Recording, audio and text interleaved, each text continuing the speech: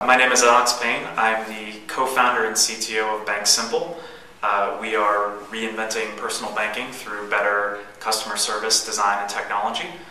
So BankSimple is a little unusual in that we're a relatively young company who is not all in one location. A lot of startups, it's the classic. They start up in someone's garage or in someone's dorm room, or they work out of someone's kitchen. Our team is 16 people, and we're spread across Brooklyn, San Francisco, and Portland. And I personally moved to Portland because after spending several years in the Bay Area, I really loved the technology community there, but I felt like a lot of the companies that were being built were for very privileged, tech-savvy people.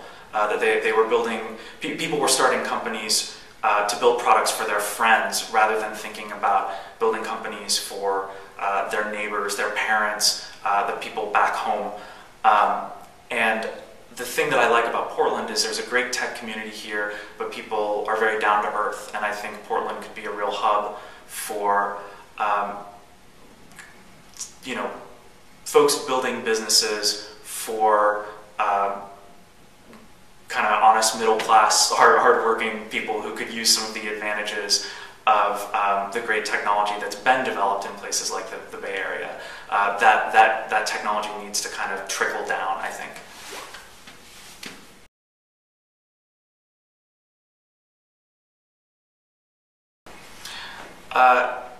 As a company, I think the biggest hurdle that we've overcome is that the banking industry is not known for innovation exactly. It's not known for having great technology, and it's not known to be very friendly to newcomers. So as a startup who are trying to work in a kind of old school and entrenched industry, my co-founders particularly have had to spend a lot of time thinking about how we can break into that industry without a ton of capital and without a ton of access and a history of working in that industry.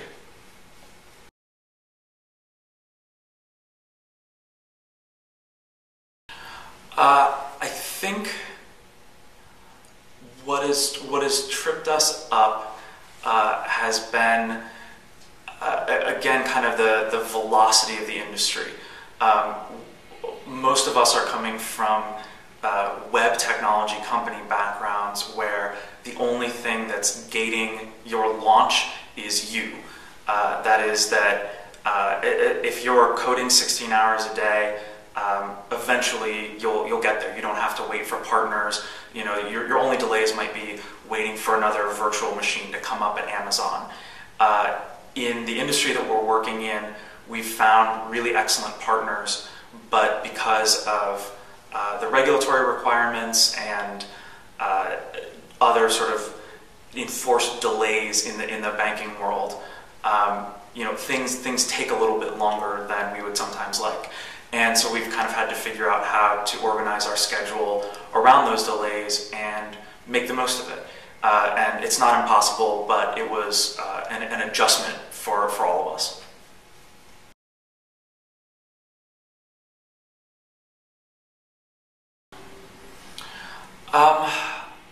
Our investors, I would say, and not just for money, but we were lucky enough to be able to choose between some different investors, and we found a really fantastic mix of people with experience in consumer web businesses, in banking businesses, in all types of businesses, and being able to draw on their expertise and having people on our board who are champions for our business, who are connecting us to other people, who are encouraging us towards education in business and technology and all the rest of it is absolutely invaluable. So I encourage other entrepreneurs to think really hard. The first person who's willing to write you a check may not be the right person to help your business, but finding someone who is really going to be maybe not a mentor, but at least someone that is going to point you in the right direction is really valuable.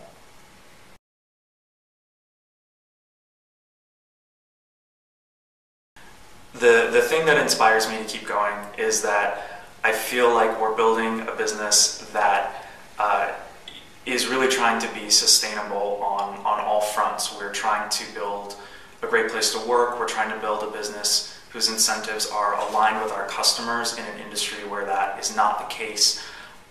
We're trying to bring a number of disciplines into what we do and demonstrate that an interdisciplinary approach can be really effective.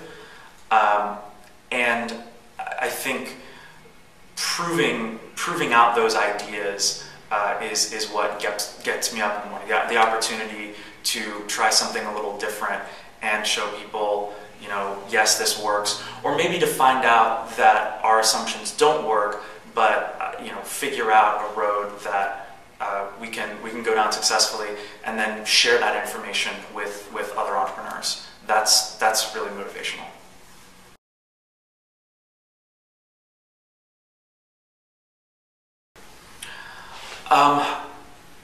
In my personal life, I'm constantly inspired by my stepfather. He was an entrepreneur. He started a business in a very tough industry of nuclear transportation, built a fantastic business over the course of a decade, and recently sold it. And his patience through that process and his willingness to work through just amazing political challenges to do the work that he believed in is a constant inspiration.